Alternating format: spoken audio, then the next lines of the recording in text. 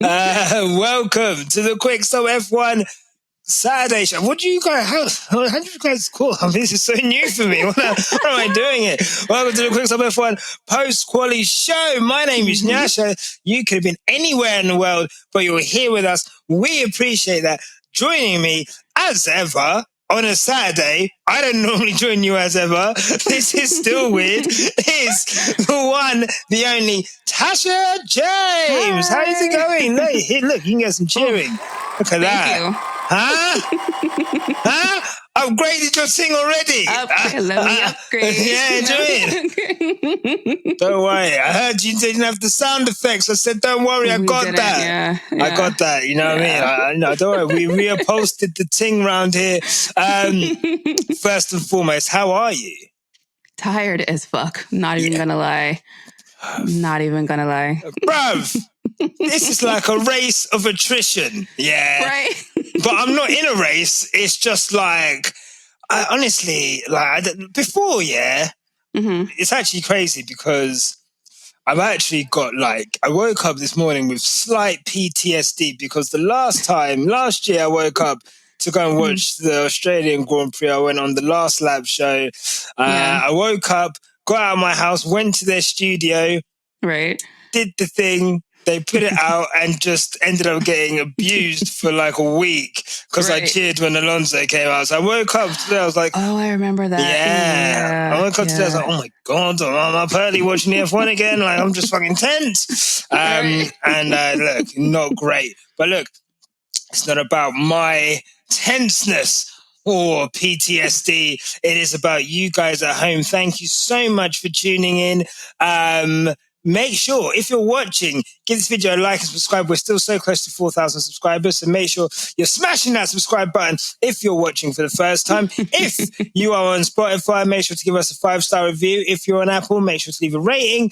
And, of course, there is a Patreon for the ad-free stream. So, Tasha, look, if we thought we were having a bad weekend, let's spare a thought for one Logan Sergeant before we get into anything else. In practice, free practice one, Alex Albon crashed on turn 10, very similar to the crash that he had last year during the race.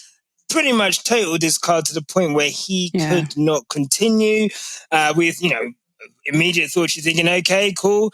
They're telling us everything's broken, the chassis broken. Fine, they'll just get the spare one out of the back. They'll look in the drawer. They'll look under the sofa. We don't have one of those. So they everyone, when people say like on a desert island, like there's no food, and they just start looking at like the weak one in the group, like. He looks a little tasty. Yeah, right? Look a little snack.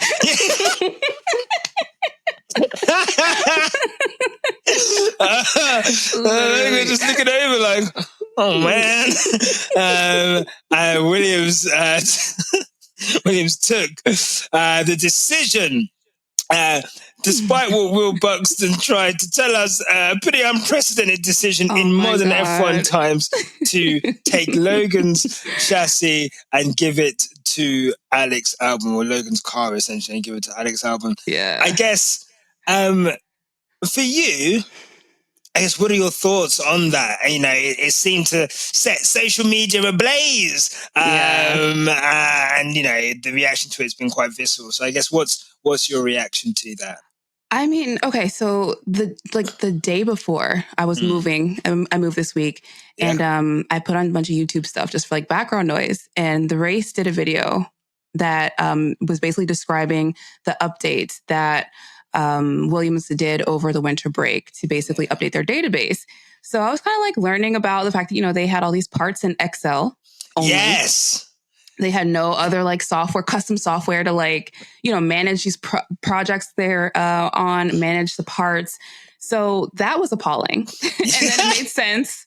It made a little bit of sense of like why, at testing, or like the launches, we didn't see their car until testing. Yeah. And so then fast forward to now, and you have a whole chassis that's basically destroyed, and we don't have a spare. And I'm like, okay, this makes sense because of what I just learned.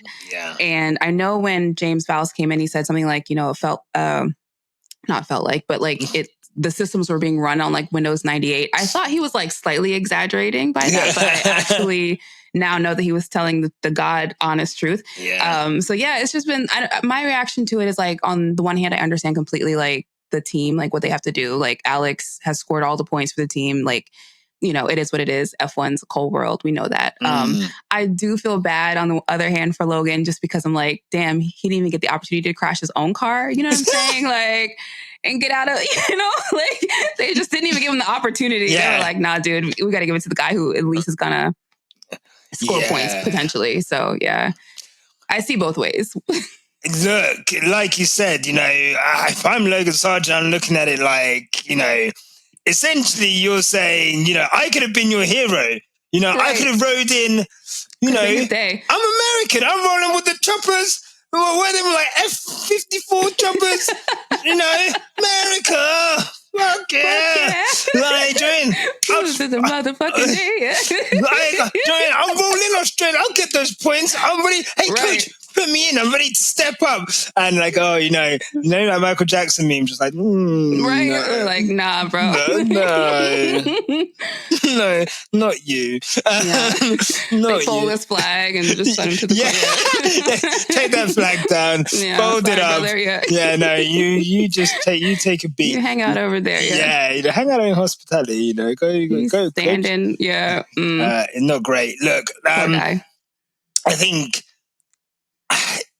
Look, you know what? Sometimes I think some things become like not self-fulfilling prophecies, but we have heard James Vowles champion quite hard for the ability for Williams to spend over the cost cap so that they can improve certain facilities in their in their factory.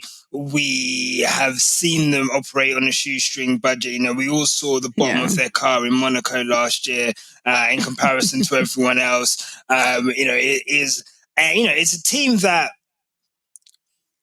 it was bad when they got taken over. And I think everyone thought, okay, well, now they've been taken over, at least, maybe there'll be some progress there. And obviously we saw with James Vowles and the job they did last year. But, I think it just shows just how much above their abilities capabilities or facilities, that they were able to perform to such a standard last year.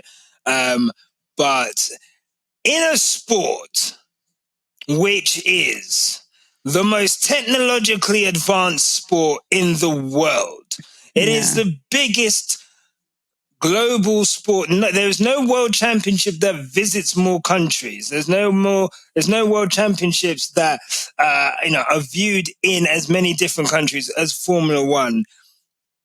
It is an absolute joke that a man can crash his car and then have to take his teammate's car away. We have less than a prescribed number of cars on the grid. And it's just, honestly, if I'm like, you know what, let me just, hey, I told you, I've upgraded your life. Oh, no, there's... The ghetto. We need to get you a chassis, honey. Oh my God. No, you see, like, see some girls, she's at the bar, like, oh, baby girl, what's up? Like, oh, my man, he ain't shit, he ain't paying for shit. Like, oh, baby, you want, let me take you out, let me get your nails done. Let me upgrade your life a little bit. Oh my God, I don't deserve this. Like, honestly, this is not good. And I do feel for Logan. Look, on a human level, I do feel for Logan. And I think that's why, like, the Will Buxton comments really pissed me off, because it's like always like this sport is trying to talk to you like you're dumb, bruv. Like, trying to talk to me like I'm stupid, bruv. Like, actually, you know what? I'll read the tweet out, because honestly, William, like, I'm not I'm not stupid. Like, I'm an idiot. But I'm not stupid, bruv. Like, do you know what I mean? Like, okay, Will Buxton says, drivers giving up rides is nothing new in F1. There was a time when it happened not just on a weekend, but in a race. Collins gave his Ferrari to Fangio at Monza to allow him to win the 56 title. Brooks gave his Vanwall to Moss to share the 57 British GP win, to name just two. He pulled them receipts out the damn. I said the rubble of the Library of Alexandria. Like, come on, son, you can't be like 1957. This is 2024. Like, come on, bro. Like, someone in the comments, I don't know who. It's happened before. Okay, Poindexter. Like, doesn't mean we gotta like let it keep happening. Like, that's crazy. Someone in the comments who I don't know who this is. This is T4SH4__ said, you had to blow cobwebs off this picture before posting it. Please be so for real. Come on now. Like, come on, bro. This they shot that picture on a pinhole camera. Like, come on. Now, do you know no one has like the thing that comes over the camera that comes over the hood, and they got the little thing.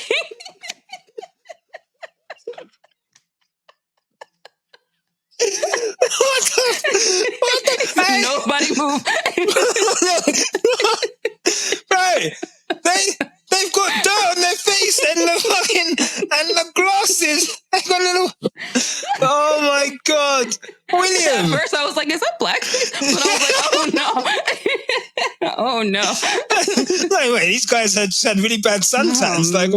What is no, like, honestly, like, and I think no one's denying that it's happened before, okay? No one's saying that how Williams done this thing for the first time ever. This, of course we're not saying that. What we're saying is, A, at the pinnacle of sport, this is ridiculous. And B, at a human level, for a young driver who is clearly under immense pressure to try and keep his seat, under immense pressure to try and make a career in Formula One, this is now going to define Logan Sergeant for the rest of his career. He's going to be a quiz question, and that people are going to ask in future years.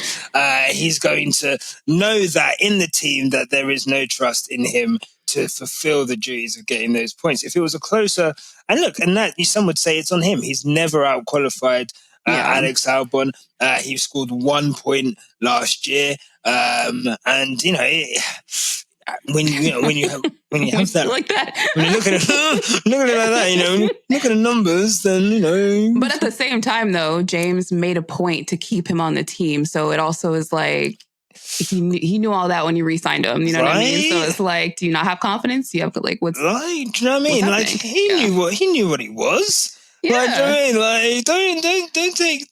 I was confused why he kept him, but I was like, okay, I trust you because you're that guy. You know what I'm saying? But now it seems like maybe you don't have as much faith in him as you told us you did. Yeah, it's okay. Do you know what I mean? Only the third race of the season. Just gonna have to deal with him for another 21. It's okay.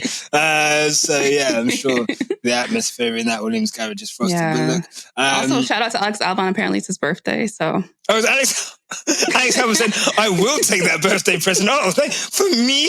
It's like Super Sweet 16. Yeah. Like, oh my God, you got me a car. Oh my God. Logan's like, but that's mine.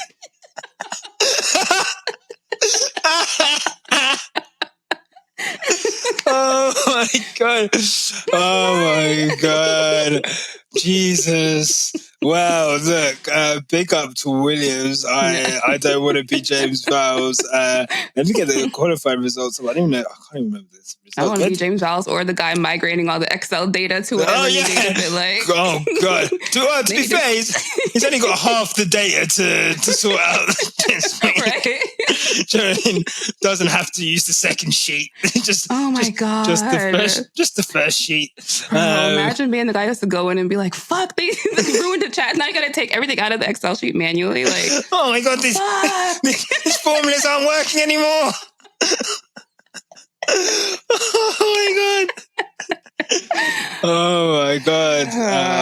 Wow. Well, look, there you go. I'm just trying to get the qualifying results up here. So Alex Albon ended up qualifying in P11? Why have they just given me the? Oh, is it P? Is it P? Oh no! Or is that? I'll tell you, it was in P11. Alex Albon actually qualified in 12th. He actually dragged that Williams into 12th place. He really did, though. Yeah. He was only in the end. I think he was only about 2/10 off qualifying in 10th. So a valiant effort. And look, starting in 12th last year, there were 3 red flags, the first time ever in F1 history. It's a street circuit, and Alex Albon knows more than anyone. You know, people can crash in Australia, so I guess we'll see there. But look, speaking of qualifying in P11, Lewis Hamilton in P11. Nothing will make you regret waking up to watch the Australian Grand Prix more than your driver having a bad day at the office. This is another bad day at the office in qualifying. Every day is a bad day at the office. This is not that many good days. Thank you, Chris, for the qualifying stats there. Yeah, so I mean. Where to begin? I don't know where to begin with this. Okay, look, I will begin with a quote.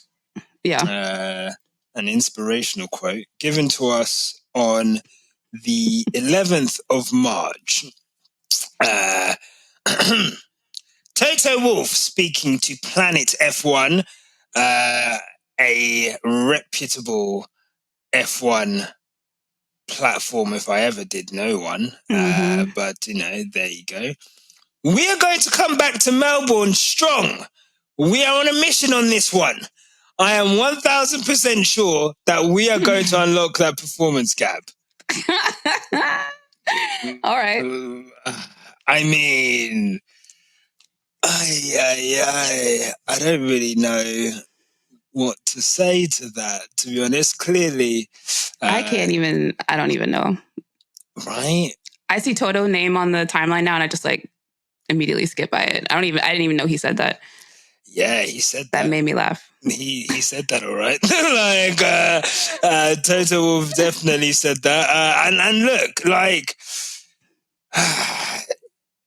we have these practice sessions where FP1, it looked okay.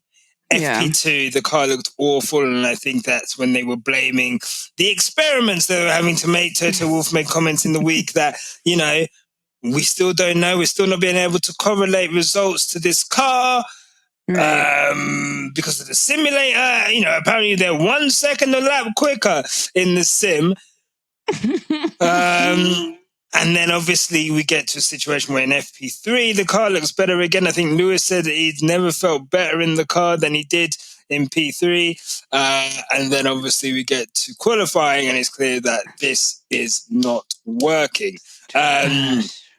Lewis actually has a quote that I will read, which kind of sums up, I think, how he's feeling in this car. And I don't know if I'm dealing with it that great. Less consistent than George. George is doing a better job with our car. 3 qualifying in a row that he's out-qualified me, and he seems to get along better than I do. So, yeah, just trying to keep my head above water and continue to, realizing that it could be way worse. How much worse, Lewis? What's worse than this? What's worse than this? Wow. This is the 3rd year of this, Lewis. It's actually gone backwards. Last year, George put it on the front row. Lewis put it on 4th, and they were 2nd and 3rd going into the first corner. That's not going to happen this year. I guess, Tash, I guess thoughts on Lewis. These Saturday woes do continue. Yeah. The level of understanding with the car seems to be going backwards with each race rather than forwards. If you had to attribute this to something, you know, these Saturday woes as the queen of Saturdays and stuff. There you go. You see what I just did there? So I got you. Branding. I see branding. See, Trademark that. Yeah, right. How would you attribute this? I just real. I don't know. I mean, on a Saturday. Truly, like, I'm pissed off that I was awake for that. I do think I think we talked about on the main pod last week. I really just feel like it's Toto Wolff. It's the leadership. It starts with him. And it's the fact that I feel like either he's pretending he doesn't know what's going on and he's telling us like whatever we want to hear as the public or whatever. Or he knows what's going on and they can't solve it behind the scenes. I don't know, but I just feel like it's on him. And I do feel like obviously it's affecting Lewis because he's not able to perform at his best. He's obviously, not putting in his best quality performances as well. So I don't know. I just feel like as a team, they have to have their come to Jesus moment and they have to figure out some way to get this car in some workable window because these extreme experiments, these extreme setups, it just feels futile. Like it's not going to matter because at the end of the season, they're going to end up with the car that for whatever, work they did all year, W16 is going to be a whole different car with a whole new set of problems that they're going to be hoping to unlock potential for. So I don't know, like, I just feel like they just need to find the happiest medium that they can and just sort of like go from there. Because this whole trying to find performance thing is not working. And I did see a couple of tweets that kind of made me a little depressed, but I was like, maybe this is the truth, which they were saying along the lines of like, they think the performance has been unlocked already and that there's just nothing left to find. Which, I mean, the way that the car acts whenever they touch it, like, I mean, there's what else could there be, So, yeah, that's depressing. Oh, a little bit, yeah. Jesus Christ. Oh wow. So look, I think for me,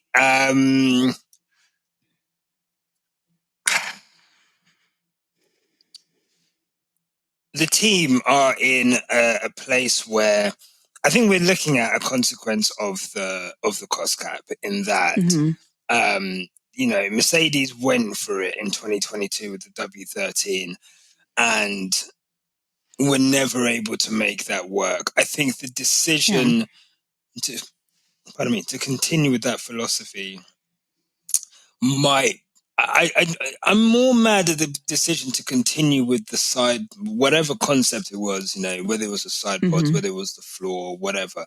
The whole concept around what we had in 2022 and taking that into last year and effectively throwing away another year of understanding the regulations. This team just fundamentally do not understand these regulations at all. There is, it's a comedy of errors it has the narrowest setup window. And even when it's within that setup window, it's, it's really only good enough to be in the top 6. You have, when it's outside of that window, both drivers, although George is doing better. And I think, at the end of the day, I think Lewis is for Lewis to come out and say that, we have to take his word as gospel. George is doing better. Lewis is, really struggling with it. And, we're into the third year now, and it's just like, they've gone for a new concept. They're still struggling to understand this concept. They're essentially the 4th fastest team at the moment, which, is for someone of Mercedes. And in all honesty,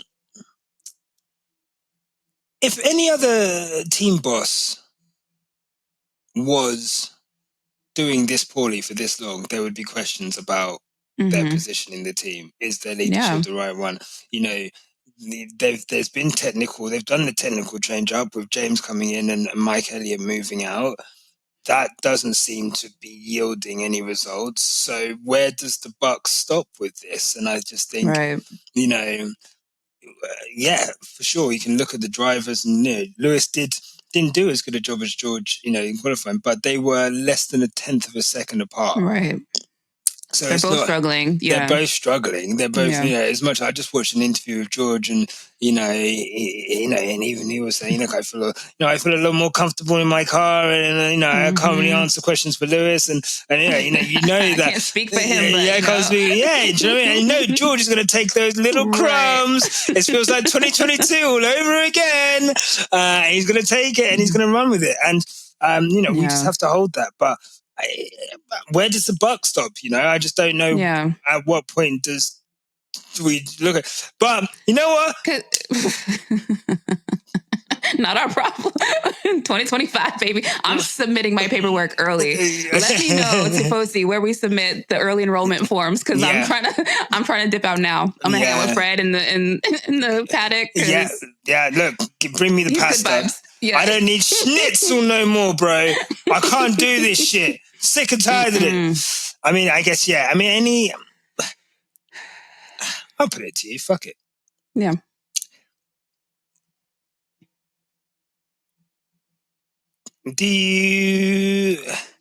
How bad do you think this season can get? I think, we're looking at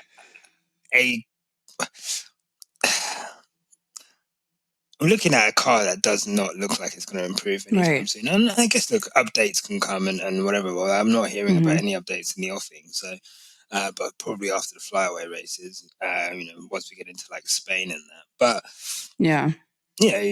I'm not how bad can it get, but I guess, what are your expectations for this season? I guess, like, now we're obviously 2.5 races in. Like, I mean, I feel like Lewis kind of said a lot, because I also heard him, in the press pen saying that quote you mentioned about like to hear him this deflated 3 races in. Last season he already had to do everything he could to drag that car right into like P3 in the constructor, P2, sorry.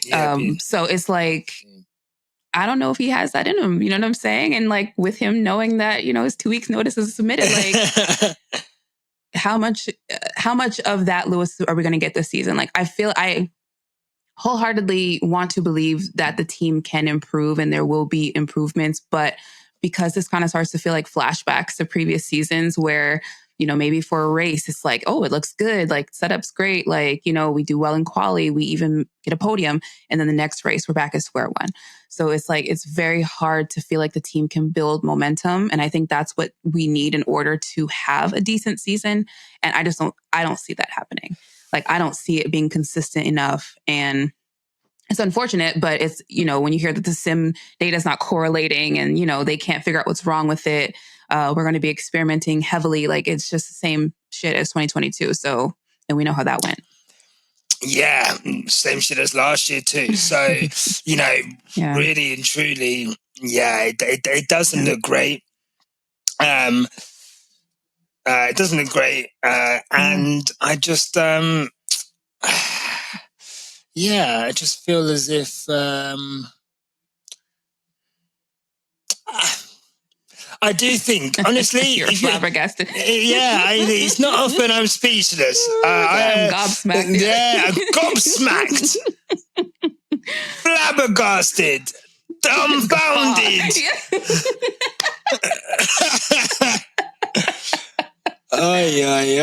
Yeah. I think what I'll say is this, is that I think it will get worse before it gets better. And, if you think that high-speed turns now look bad, well, buddy, I've got a bunch of them at Suzuka for you next week as well. So I hope you enjoy that. And, I do think we're in a situation where I can't imagine the atmosphere within that team is the most harmonious it's ever been, Right.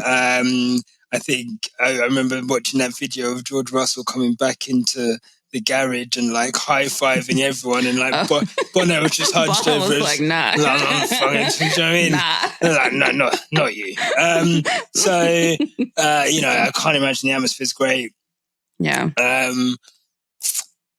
George today were talking about, my side of the garage, my team, and this and the other, and you really, I honestly, and I can't imagine that Lewis is going to be in a place where the performance is going to be, in peak performance. And I just think, if you're a Lewis Hamilton fan, God, I say this again and again, but you guys that joined after 21, you must think that you bought this Lewis Hamilton on Shein or something. Like, what is this? What is this fandom that you guys were talking about? What you guys promised us? And it's like, this is not the Mercedes that we were supporting. Yeah. This is not. Glory days is over, baby. Those days are over. That. You bought stocks at the top. Unfortunately, the bubble has burst. There's an economic downturn right now. Yeah, to the moon. Yeah, we rode that Mercedes coin to the moon, and now it's definitely just a little shit coin, to be honest. So. Yeah, what can you do? But we'll see. Lewis Hamilton obviously starting in 11th. George Russell starting in 7th. George qualified 8/10 away from Max Verstappen, to give you an idea of that is a 10.5 away from a McLaren. So that gives you an idea of where we're at. Right. Let me set you a scenario. Yeah. You get kicked. You have a bad time with your team. You go there for big money. It doesn't go well. They kick you out. They cancel your contract a year early. You take some time off. You find some love. With the sport. And you psych yourself back up. Your old team says, "Hey, come back. You want a job? Wallahi, I'll give you a job. You can come stay with me. Come stay with me in the pool house. Right. Yeah, come stay in the pool house. I got a room there. I got a little futon. You've got come. Yeah, I'll pull that out. Bed. Yeah, right. I'll pull that out for you. You stay there. Come drive for the little B team. We've only got this little kid in there from Japan. You'll beat him easy. Build your reputation by the guy that we've got in the main house. I'll kick up my main squeeze, and then you know, and then you can go in there. So Tasha, how do you feel about Daniel Ricciardo's form at the moment?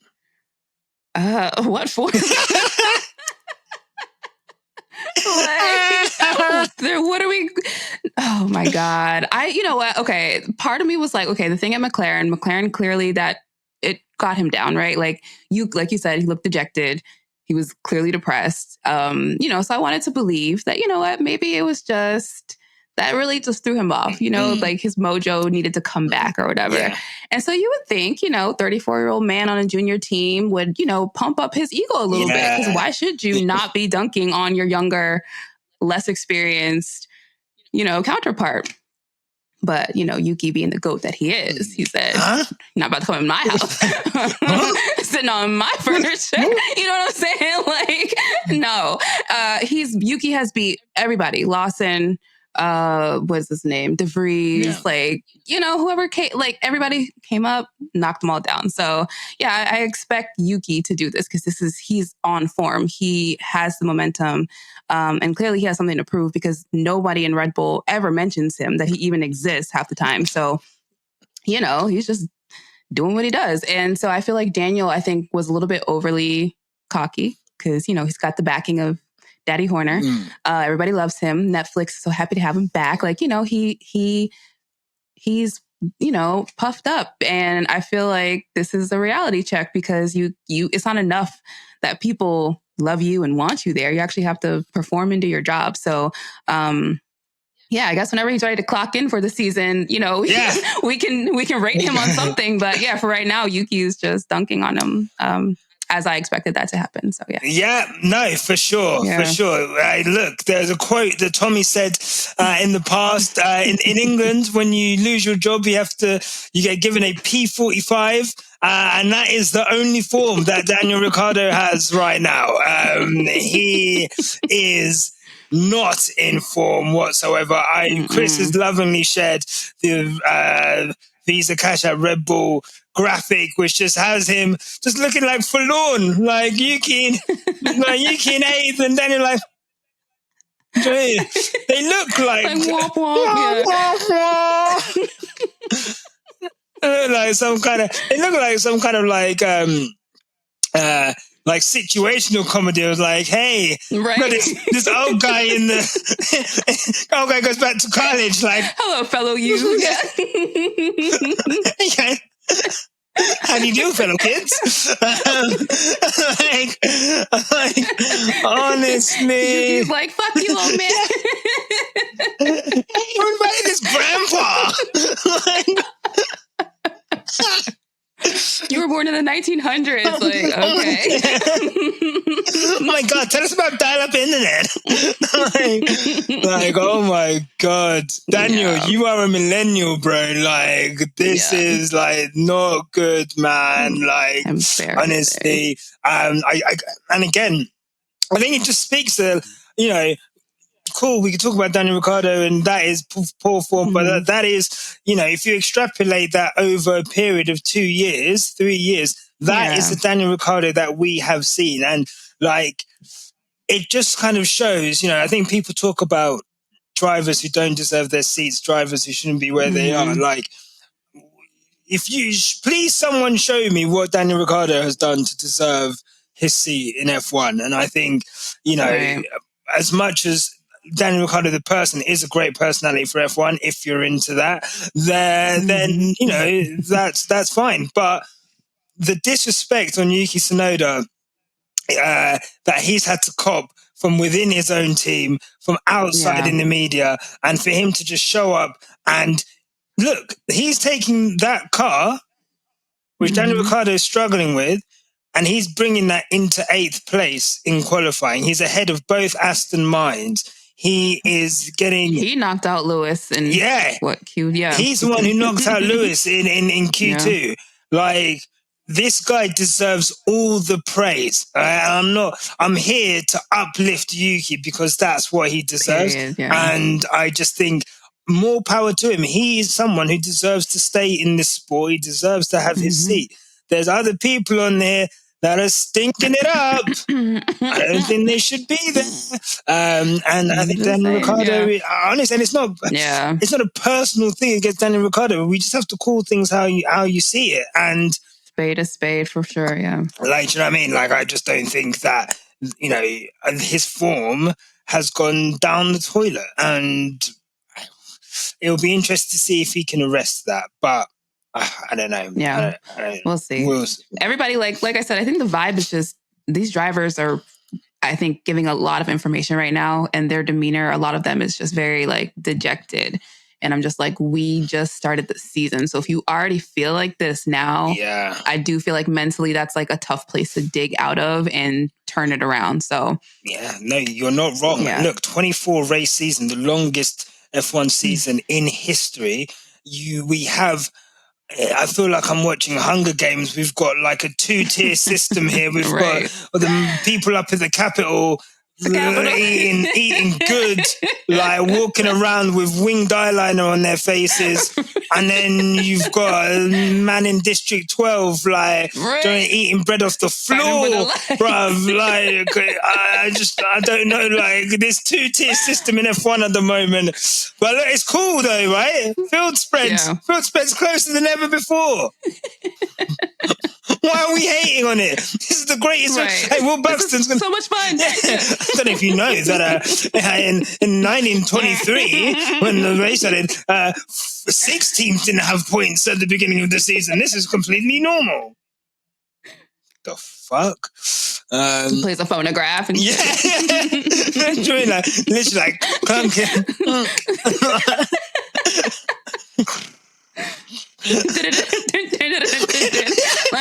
Just silent movie.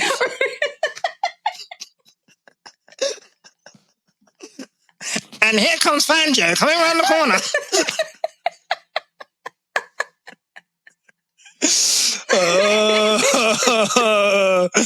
This sport. What the fuck? Why do we do this? Oh, I can't believe I woke up to watch that shit. We really did, though. We played ourselves. We really played ourselves. We really did play ourselves. Oh, look, Daniel Ricciardo is going to start in 18th. Damn, Daniel.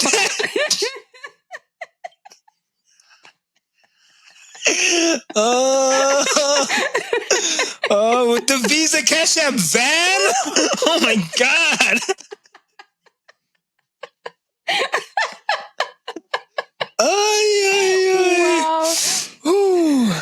Wow. Podcasting in the middle of the morning. Yeah, wow. Love Good that. times. Good times. Look at us. Okay, well, look, Max Verstappen's qualified in first. A quick word on Carlos Sainz. After, appendicitis and the surgery involved with that, this guy, let me tell you now, I've never prayed for someone to not crush their car as much as Carlos. Right. Have you seen him trying to drag himself out of his car? He was like... I was like, damn, this is what we were talking about last year with Lance trying to get out of the car. Like, this is a safety hazard. Like, y'all are not able to get out of the car on your own. Like, this is not safe, but man. Not at all. Like, and this is someone whose car has been on fire before. And like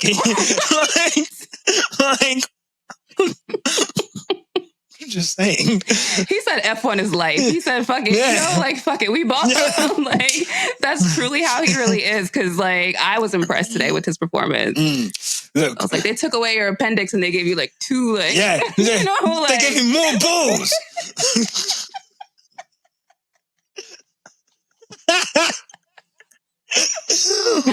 What a man! What a guy! Oh my God! That's why I can't get out of the car. My cojones are so big, man.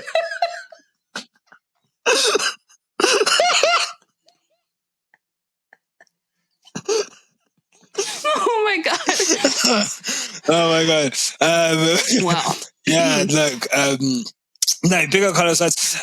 Incredible performance. I guess Tasha. I mean, look. Having seen what we've seen and knowing what we know, do you have? What are you? I guess how do you do your predictions part of the show? Do you go first? Do I go first? Do we do the fans first? We can go. I'm so new here. We have tweets, don't we? Yeah. Right. I haven't even like shown you the ropes or anything. Yeah. Sorry. You know what? Typical black people behavior. Like, this is how you're supposed to do it, but this is how I do it.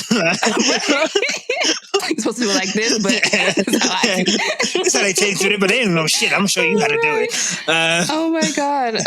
So normally we would read people's predictions, but I'm not gonna lie, like a lot of people did not give me predictions. Everybody was just pissed off. You know what I'm saying? Like everyone went bed, bro. Lewis, yeah. Right, let's see. Do we get a couple of? Let's see. From At That Chilled Babe said either Lewis gets P5 or P6 or he crashes. All right. Which has a high chance of happening because it's Melbourne. Oh.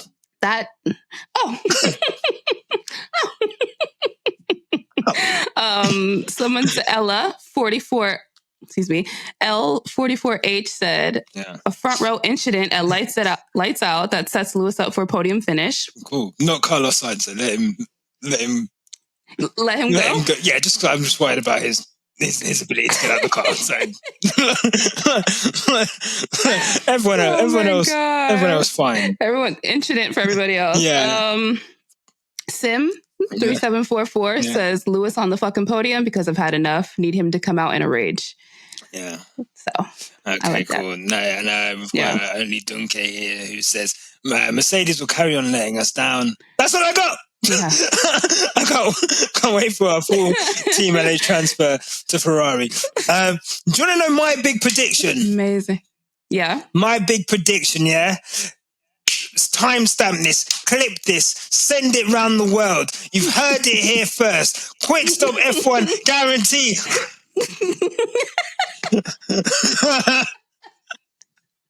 Put it on film. Okay? 35 millimeter. Yeah? Oppenheimer. Right. Alex Albon will get a point tomorrow. All right. He is going to deliver. He's going to make James Vowles look like a genius. He's going to, everyone at the factory at Williams is going to put down that Microsoft Like, Windows 98 PC.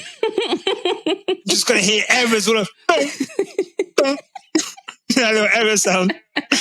Everyone's going to smash in their keyboards in delight. Because Alex Albon is going to get a point. You heard it here first. I believe in you, Alex.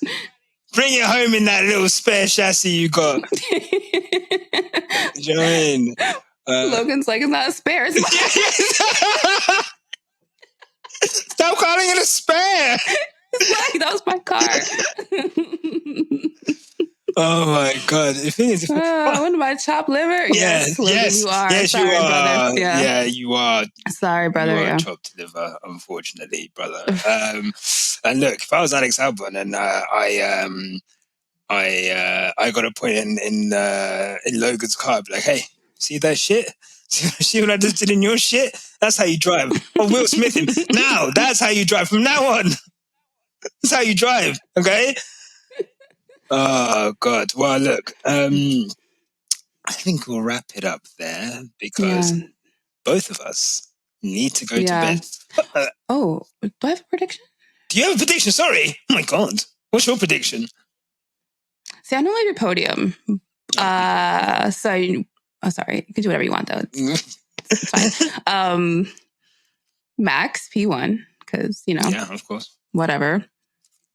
I'll give Perez P2 because I do feel like he's, got the memo. Yeah. It feels like a little fire's been lit under his ass. So he's been at least consistent so far, but I won't get too far ahead of myself. Mm-hmm. Let's see. Who am I going to give P3? I'm going to give it to Carlos. I do feel like he's going to get that Ferrari onto a podium. So, okay. Yeah, that'll be my 3. That'll be cool. All right. Well, look. Yeah. Just a quick rundown of qualifying. We've got Guan Yu Zhou in 19th, Daniel Ricciardo in 18th, Pierre Gasly 17th, Hulkenberg actually failing to out-qualify Magnussen, I think, for the first time this season, in 16th, with Esteban Ocon in 15th, Magnussen 14th, Valtteri Bottas in his home race, essentially, 13th. Maybe on the main pod or some point we'll discuss this. Valtteri Bottas, I don't think I've ever seen anyone on a revenge tour after a divorce go as hard as Valtteri Bottas. Like, this guy has taken... he is a new man. Honestly. He really is. This is unreal.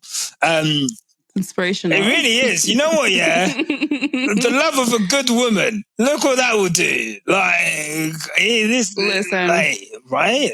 Honestly, God, we all need a Tiffany, don't we? Oh, God. Alexander Albon in 12th, Lewis in 11th. Oh, God, that's so humiliating. Oh, my God. Fernando Alonso in 10th, out-qualified by Lance Stroll. Maybe there's... Oh, quick word on Fernando Alonso's outfit coming in yesterday. Did you like the jacket with the fleece? I like the PTA dad vibes. I was like, okay, come pick up the kids from school, bringing them little goldfish in the little Ziploc baggies. Right. Yeah. He's got like Sandra and Rachel at the PTA meeting. Like, who is that? You know what I'm saying? Like, all the newly divorced single moms. You didn't really come pick him up. Yeah, you didn't pick him up before. Like, I know he got there extra early and just waited outside the car. Right. Waited outside the sports car, outside the Porsche. Right. Right. This old thing. I'm not having a midlife crisis. Oh, this? Yeah, no, I just came back from the gym. But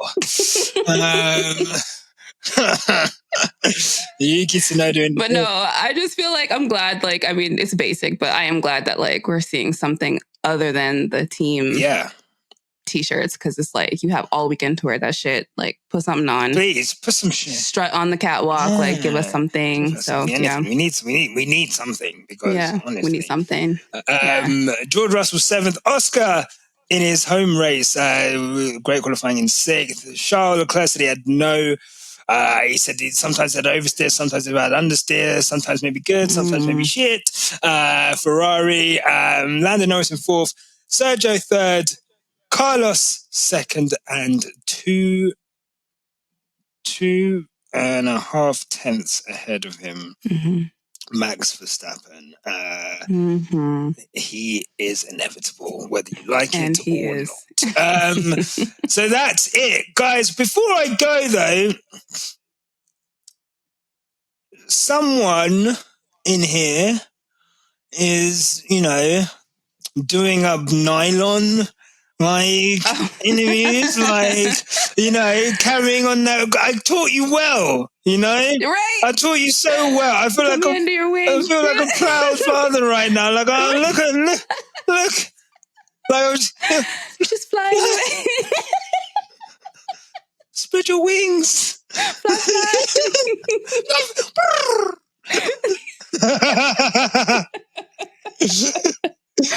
Wow. We did. I did an article with India. She's amazing. She always does like the best write-ups and stuff like that. But yeah, she asked me to talk about Lewis's legacy and is he bigger than the sport? And obviously I could talk about this for days. So, we had a little fun conversation and it was included in her article. So definitely go check that out because it's a really good write-up. Incredible work. Well done, Tasha. Yeah. I'm so proud of you. Thank you. Some of you may have noticed that the show looked a little bit different today. So obviously, some of you may or may not know that Mario has decided to seek pastures new and kind of concentrate on some kind of personal goals and work goals that he has. And unfortunately, will no longer be presenting with us. Aww. So, do you know what I mean? So I think just wanted to say thank you to Mario and everything you've helped to kind of do with the show and I think I think it's a testament to, like you always say, things might not work out, but things, you never know what's happening around the corner. And we got the Twitch deal. It was a complete disaster. But if I hadn't have done that, I wouldn't have met Mario and I wouldn't have met you guys as well. And and from that, I think we were, a really cool little family. And I hope that whatever you're seeking, that you find. And good luck with everything. And hopefully you guys, will embrace me in your bosoms of Saturday. And I will try my best to we'll see. We'll see. Let me learn you the ropes. Yeah. It's on probation, so right. We'll see. But so that's it. I mean, Danny Rick might be available if he might. Yeah, well, we'll get him on the show, see how he does. I saw his little live stream show he tried to do when he was unemployed, and let me tell you now. It was whack. No, whack is kind. Okay, it was, two cheeks of the same ass. So less said about that, the better. Right. So but we'll be carrying on this show, and we've got some really cool things in the pipeline that we're going to be working on and so forth. So hopefully you guys work with that. If you've enjoyed the show, make sure to give us a subscription. Give us a subscription.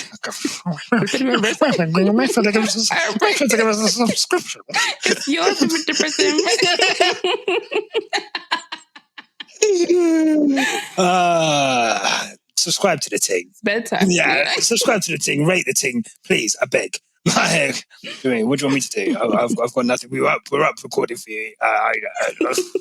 We have nothing left. Tasha, thank you so much for coming on. This is your show. Thank you for having me. And we will see you guys after the Grand Prix for the normal show. And what's the catchphrase? No matter what life throws at you, remember, keep it on the black stuff. It'll pip.